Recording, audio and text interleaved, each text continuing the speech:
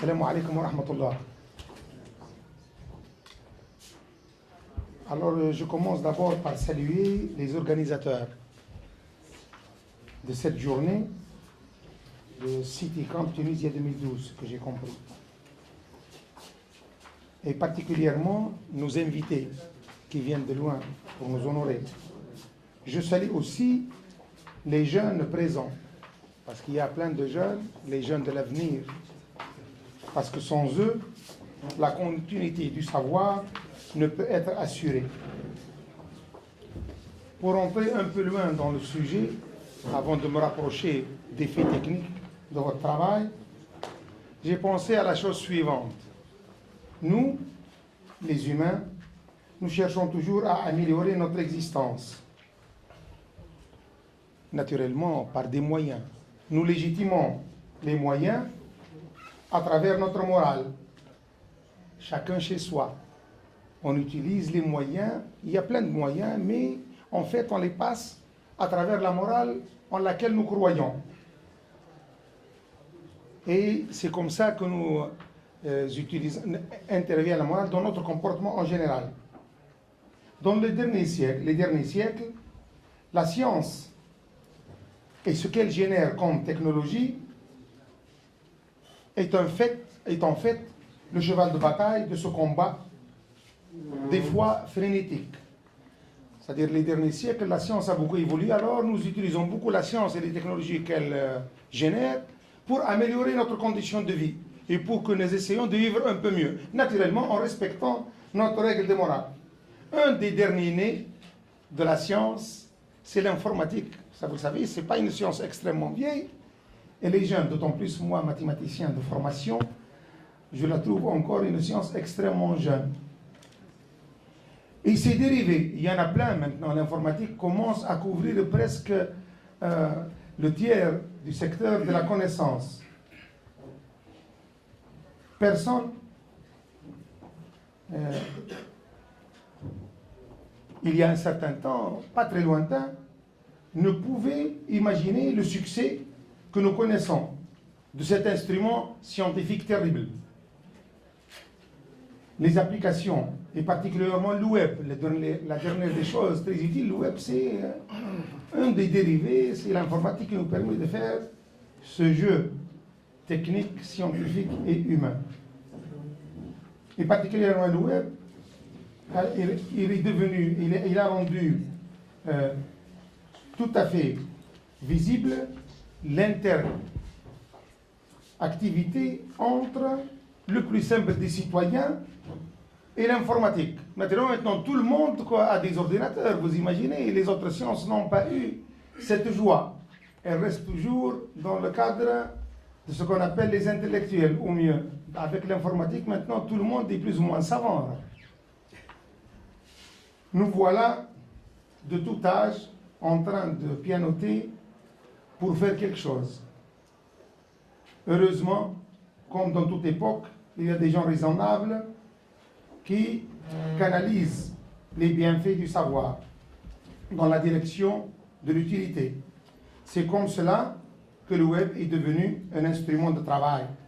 Dans notre cas, aujourd'hui, on essaie de s'éclairer dans l'usage de ces technologies dans le cadre de l'amélioration de la présentation des services, de la prestation des services des municipalités. Je crois que c'est ça le thème de fond. J'ai la ferme conviction que si les efforts de tous les acteurs se joignent dans la bonne direction, on gagnera en personnel d'abord, bien évidemment, et ça on l'a constaté par exemple à l'intérieur des institutions universitaires et dans notre administration de l'université, un bon usage de l'informatique et des instruments de l'informatique permet d'économiser un peu le personnel, naturellement on économise en argent, et surtout, en l'arme fondamentale de notre époque, en temps, le nombre d'heures. L'université, si elle vient aujourd'hui à vous, et elle vous loge, elle vous reçoit dans l'une de ces institutions, en l'occurrence c'est Abdelmajid, exprime de cette façon-là sa volonté de participer. et elle est disposée à mettre à votre disposition ces moyens, et surtout ces moyens humains. Nous avons beaucoup d'informatique à l'université de Sfax, cachée et visible. Visible comme dans l'institution où nous sommes et cachée dans 4 autres institutions, en l'occurrence la faculté de sciences économiques et de gestion, l'École nationale d'ingénieurs, l'Institut supérieur de gestion industrielle, l'ISEX même, et la faculté des sciences, où il y a beaucoup de gens qui savent faire. Ne vous gênez pas à les toucher pour se faire aider. Et ils sont en général suffisamment savants et en plus disposés. Je n'oublie pas aussi l'effort de la société civile. Et elle est bien présente aujourd'hui.